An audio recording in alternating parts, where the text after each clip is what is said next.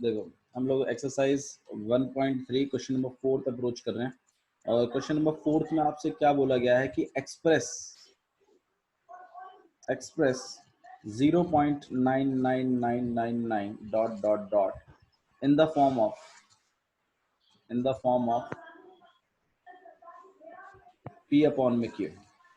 क्या मतलब है इसका कि 0.999 को हमें कन्वर्ट करना है किस फॉर्म में, p अपॉन q में।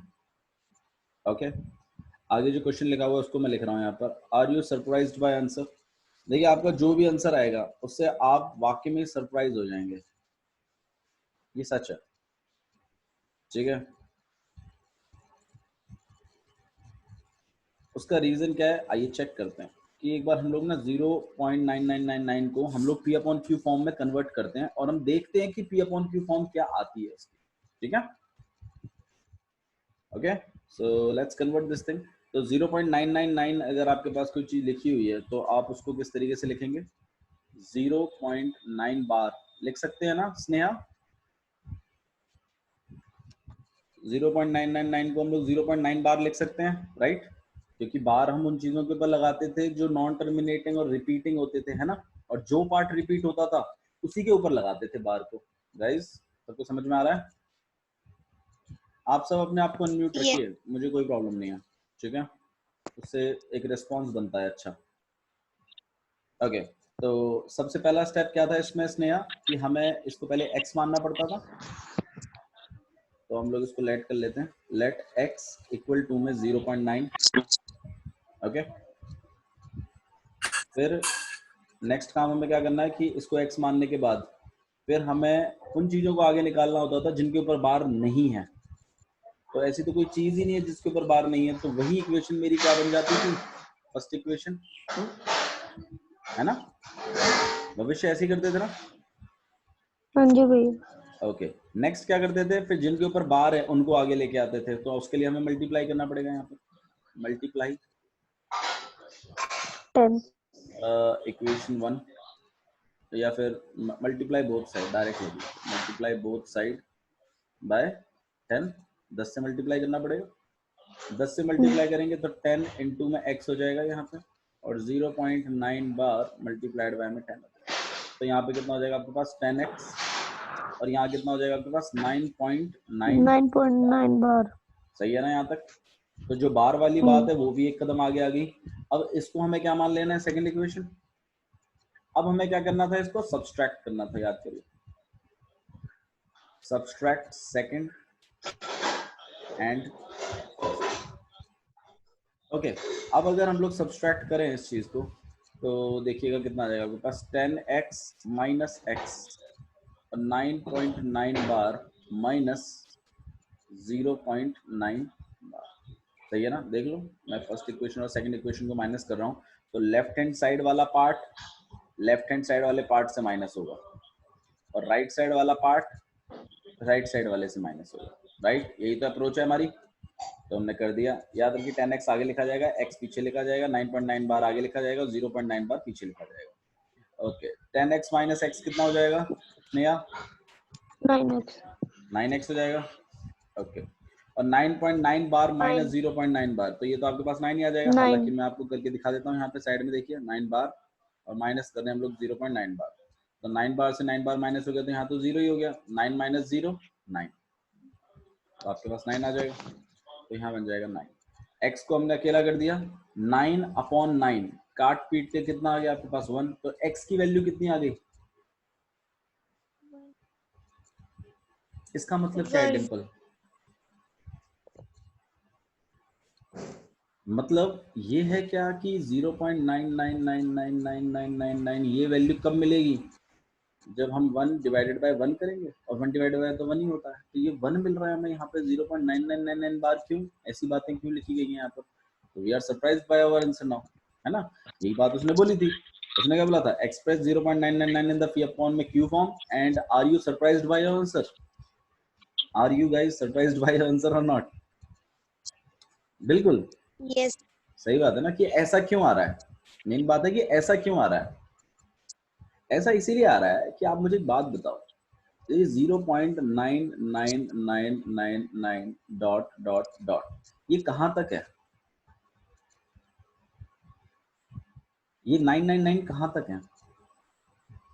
इनफाइनाइट।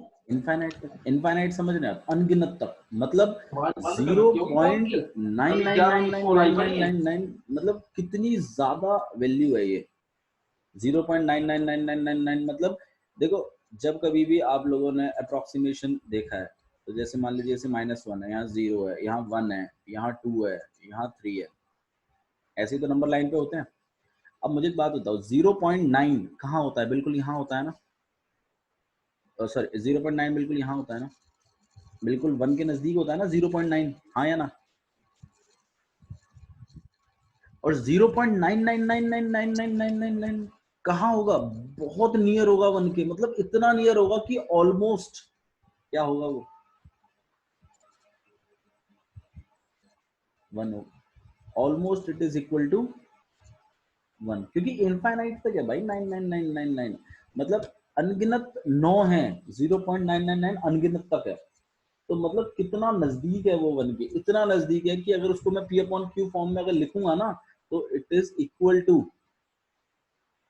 1, मतलब ये जो P अपॉन Q फॉर्म जो है ये जो 0.999 है, it is almost equal to 1, it is almost equal to 1 के बराबर ही होता है ये 0.999, बहुत नजदीक होता है। इसीलिए जब आपने 0.999 को P अपॉन Q फॉर्म में कन्वर्ट किया तो ये किसके इक्वल आ रहा है? 1 के। मेरी बात समझ में आई आप लोगों को? गाइस आवाज आ रही है सबको? ठीक है डिम्पल? Yes sir. ओके, तो अब मैं आपसे एक चीज पूछना चाहता हूँ खुद। अब आपने जो ये क्वेश्चन देखा, ठीक है, अब इसमें आगे देखिए क्या पार्ट लिखा हुआ है, with your teacher and classmates discuss why the answer make sense. Answer इसीलिए सेंस मेक कर रहा है यहाँ पर क्योंकि 0.99999 इज अप्रोक्सीमेटली और इक्वल टू 1, मतलब it is very close to 1, बहुत ही क्लोज है 0.99991 के, that's why it's P upon Q form is 1। ठीक है, आप इसको लिख सकते हो कि 0.99999 या फिर 0.9 bar is very close, to 1, hence its P upon Q is, इसलिए इसका P upon Q फॉर्म जो है वो क्या है? 1 है, क्योंकि बहुत ही नजदीक है 1 के। और 1 को अगर मैं P अपॉन Q फॉर्म में लिखूंगा तो कैसे लिखूंगा? 1 अपॉन 1 ही तो लिखूंगा, तो देख लो मेरा 1 अपॉन 1 ही तो आया, मेरे तो 9 और 9 से 9 काट के 1 अपॉन 1 ही तो आ रहा था, हाँ या ना? समझ में आई आपको ये बात? अब मैं आप भविष्य से पूछूंगा कि भविष्य ये बताओ मेरे को, अगर 2.9 बार अगर है और अगर मैं इसको P अपॉन Q में कन्वर्ट करूं तो क्या लगता है किसके बराबर आएगी इसकी वैल्यू? आपका होमवर्क है, आपने 2.9 बार को कन्वर्ट करना है P अपॉन Q में, कर पाएंगे? ठीक है भविष्य?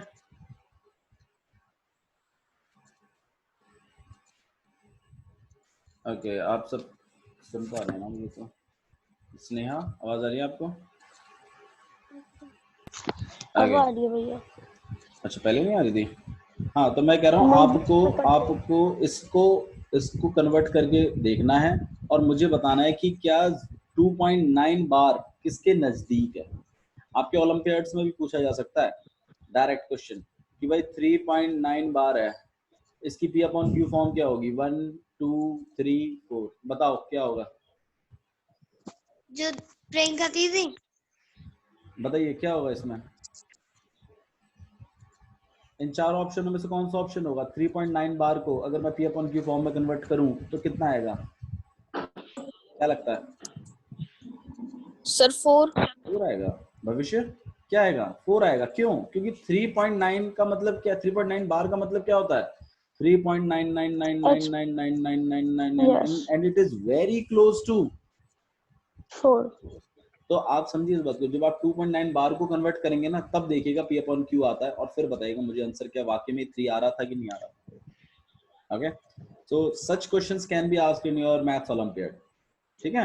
और ये बच्चे आंसर नहीं दे पाएंगे, देख लो, अगर आप किसी 12th क्लास के बच्चे से पूछोगे तो बहुत मुश्किल हो जाएगी उसके लिए बताना, ठीक है। ओके, तो इस तरीके के आपके क्वेश्चंस को हैंडल करना आना चाहिए। ओके, आगे बढ़ाते हैं। देखिएगा,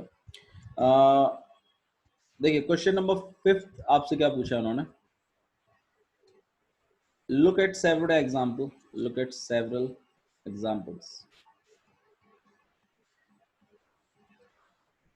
of rational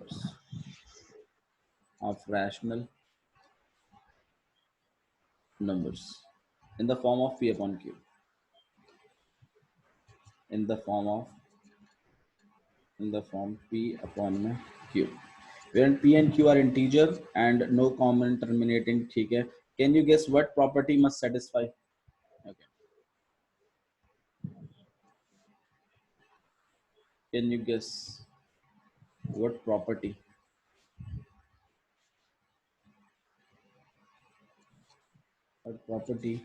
q must satisfy?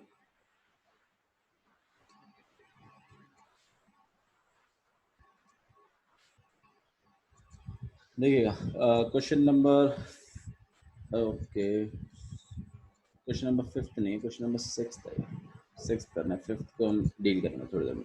Look at several example of rational number in the form p upon में q फॉर्म, ठीक है। Okay, where p and q are integers, p और q क्या होंगे आपके, इंटीजर्स होंगे। ओके,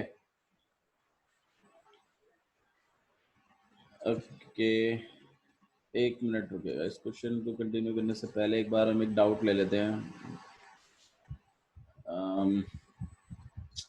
चलो उसको बाद में डिस्कस करेंगे, ठीक है भविष्य, एक मिनट रुक जाइए, पहले इसको कर लेते हैं। ओके भाई।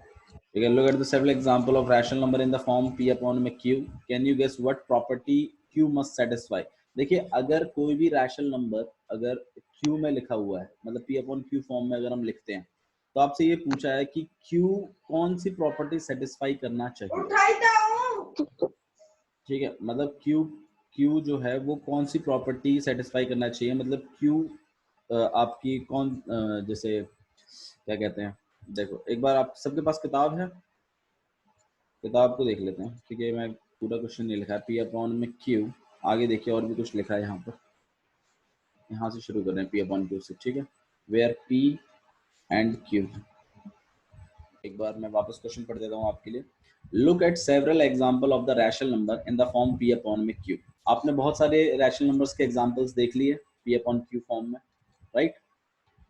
उसके बाद जहां पर p and q are integers with no common factor, p और q आपके क्या हैं, इंटीजर्स हैं, और उनके बीच में कोई कॉमन फैक्टर नहीं है, मतलब उन ऊपर नीचे सिंपलेस्ट फॉर्म में हमें लेके आना है उसको, ठीक है। एंड हैव डेसिमल, एंड जिसका टर्मिनेटिंग डेसिमल एक्सपेंशन है, मतलब जिसका टर्मिनेटिंग डेसिमल एक्सपेंशन आ रहा है, मतलब खत्म हो रही है values. What property can you guess about q? बोला कि q की आप ऐसी कौन सी प्रॉपर्टी बता सकते हैं देख के। तो आइए हम यहाँ पर कुछ टर्मिनेटिंग डेसिमल्स के एग्जांपल्स देखते हैं पहले, ठीक है, और फिर हम उसकी प्रॉपर्टी निकालेंगे। कुछ हम यहाँ पर टर्मिनेटिंग डेसिमल्स के एग्जांपल्स देखते हैं, ठीक है, p अपॉन q फॉर्म के। जैसे देखिएगा 4 अपॉन में या फिर 1 अपॉन में 4, कैसा है, ये p एक रैशनल नंबर है कि नहीं है ना गाइस, ये रैशनल नंबर है ना? ओके, आवाज आ रही है आप लोगों को? Yes sir. ओके, ये एक रैशनल नंबर है कि नहीं है, 1/4 है। बिल्कुल है। अच्छा, कैसा रैशनल नंबर है ये, टर्मिनेटिंग है ना, टर्मिनेटिंग डेसिमल है ना, सही बात है। अगर हम इसको डिवाइड करेंगे तो ये खत्म हो जाएगा। अच्छा जी, जैसा कि मैं आपको बता चुका हूँ 10th क्लास के बारे में, जैसे मैंने आपको बताया था ना कि जो डिनोमिनेटर का जो प्राइम फैक्टराइजेशन होना चाहिए वो किस फॉर्म का होना चाहिए, 2 की पावर n या फिर 5 की पावर m या फिर 2 की पावर n और 5 की पावर m का होना चाहिए टर्मिनेटिंग डेसिमल्स में, है ना। और अगर मैं कोई और देखूं, जैसे 329 अपॉन में 400, ये भी एक टर्मिनेटिंग डेसिमल है। अच्छा जी, 36 अपॉन में 100, ये भी एक टर्मिनेटिंग डेसिमल है। आइए इसका मैं प्राइम फैक्टराइजेशन कर लेता हूँ, 1/2 इसका अगर हम प्राइम फैक्टराइजेशन करें 400 का, ठीक है, तो देखिए 400 का साइड में करके देख लेते हैं, दिस 400, ठीक है, आप इसको 2 से काटेंगे, यहाँ पे 200, 2 से काटेंगे 100, 2 से काटेंगे 50, 2 से काटेंगे 25, 5 से काटेंगे 5 से काटेंगे 4, तो इसका जो प्राइम फैक्टराइजेशन है 329 2 की अपॉन में पावर 4 2 की 5 पावर 4 स्क्वायर। इंटू 5 की पावर 2। और तीसरा अगर हम देखें यहाँ पर 100 से अगर आप देखो तो आपको समझ में आएगा 36 अपॉन में 2 0.36। की पावर 2, नहीं हम उसको रैशनल नंबर्स में कर रहे हैं उसका, ठीक है, ओके। 5 की पावर 2। तो अगर आप देखो ये सारे के सारे नंबर कैसे हैं, टर्मिनेटिंग है, सही है, सारे के सारे टर्मिनेटिंग है।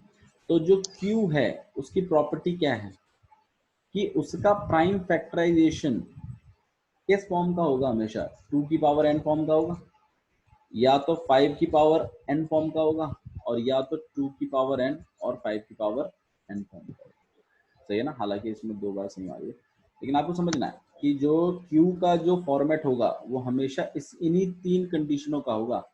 अगर इन तीनों के अलावा अगर कुछ एक्स्ट्रा चीज है तो फिर वो टर्मिनेटिंग नहीं रहेगा, फिर वो कैसा बन जाएगा, नॉन टर्मिनेटिंग रिकरिंग। सही बात है ना, ये बात हमने क्लियर करी है पहले भी। तो ये क्वेश्चन आपको उसी चीज पे पूछा गया है कि look at the several example of the rational numbers in the form of p upon में q, जहाँ पे p और q आपके कुछ इंटीजर होंगे और जिनमें कोई कॉमन फैक्टर नहीं होगा, वन को छोड़कर, मतलब उनको सिंपलेस्ट फॉर्म में लाया जाएगा, और वो टर्मिनेटिंग डेसिमल एक्सपेंशन होगा। कैसा होगा, टर्मिनेटिंग डेसिमल एक्सपेंशन। तो भैया अगर टर्मिनेटिंग डेसिमल एक्सपेंशन होगा तो मुझे एक बात बताओ कि अगर टर्मिनेटिंग है तो ऑब्वियस सी बात है उसका जो क्यू का फॉर्मेट होगा, जो उसने पूछा है कि क्यू कौन सी कंडीशन को सेटिस्फाई करेगा, तो क्यू भैया इस कंडीशन को सेटिस्फाई करेगा कि क्यू का प्राइम फैक्टराइजेशन 2 की पावर n, 5 की पावर m, या फिर 2 की पावर n और 5 की पावर m फॉर्म का होगा। तो आपने यही बात लिखनी है यहाँ पर, ठीक है। क्वेश्चन नंबर आपका जो 6 है उसमें कि क्यू या फिर prime factorisation,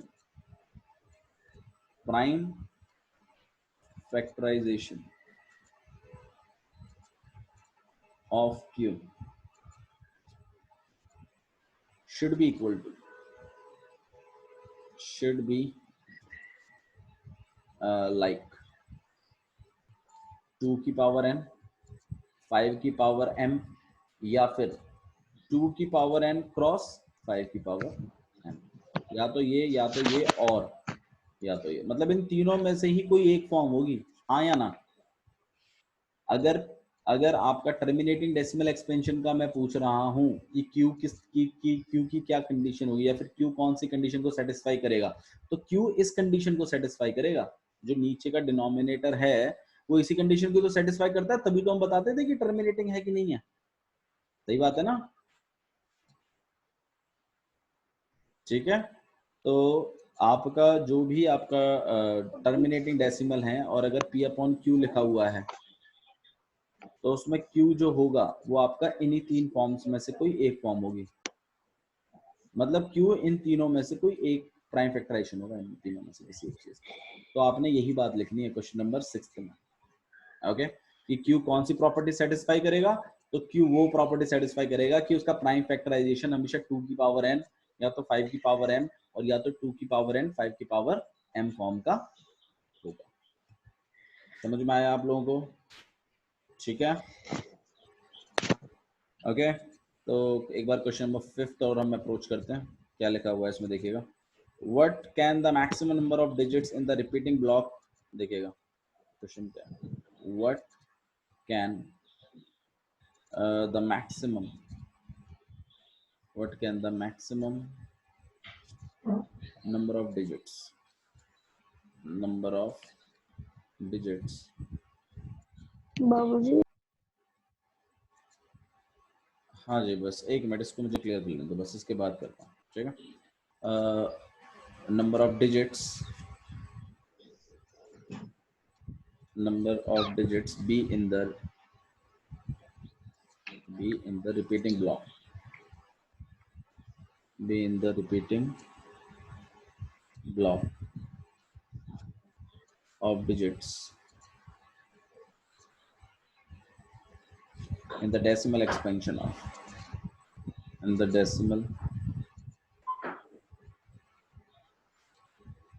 expansion of 1 upon में 17. Perform the division to check your answer. Perform the division. देखो आपसे पूछा है कि कितने नंबर्स बाद, what is the maximum number of digits be in the repeating block of the digits in the decimal expansion of 1 upon में 17.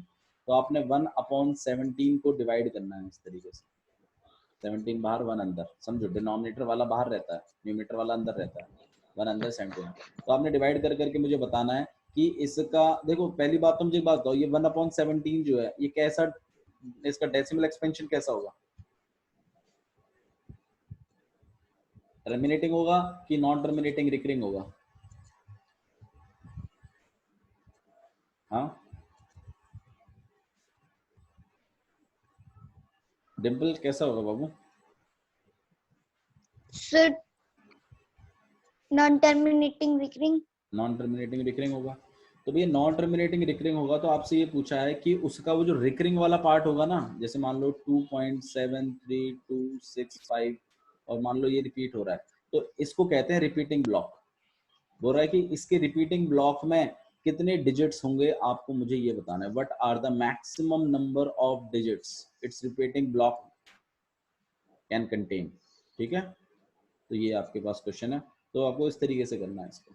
Okay, तो आपने इसको डिवाइड करना है बस खाली, और डिवाइड करके आपको मुझे बताना है कि कितने आपके ब्लॉक्स बाद ये रिपीट, मतलब कितने आपका जो रिपीटिंग ब्लॉक होगा उसमें ऐसे कितने डिजिट्स होंगे. ओके, तो आपने इसको नॉर्मल डिवाइड करना है जैसे डिवाइड करते हैं, और डिवाइड करके आपको मुझे यहाँ ये बताना है कि कितने डिजिट्स बाद रिपीट हो रहा है. ओके, कर पाएंगे? ठीक है, तो आपका 5th और 6th क्वेश्चन हो गया. आइए एक क्वेश्चन देख लेते हैं हम लोग, किसी का डाउट है? ठीक है, एक्सरसाइज 1.5 क्वेश्चन नंबर 3. ठीक है, तो ये 2 क्वेश्चंस आप लोगों को करने हैं फिलहाल तो. ठीक है, बाकी डाउट सेशन ले लेते हैं.